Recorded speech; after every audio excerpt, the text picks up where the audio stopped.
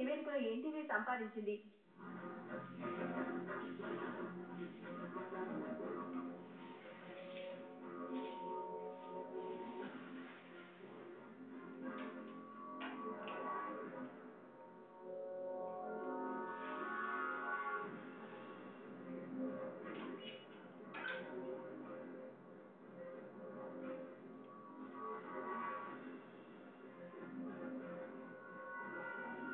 రెండు 2009 వరకు ఎంఫిల్, పీహెచ్డీల ప్రవేశానికి ఎలాంటి మార్గనిర్దేశాలు లేవు.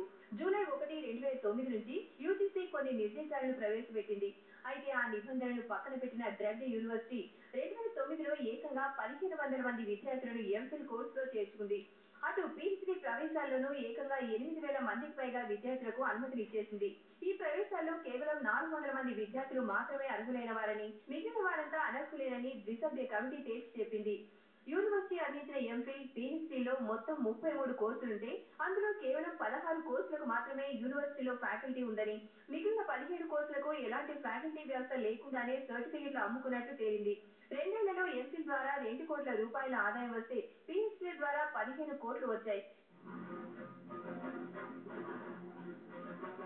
యూనివర్సిటీ పరిధిలో 2000 మందికి పైగా విద్యార్థులకు ఎంఫిల్, 8000 మంది విద్యార్థులకు పీహెచ్డీలు ప్రదానం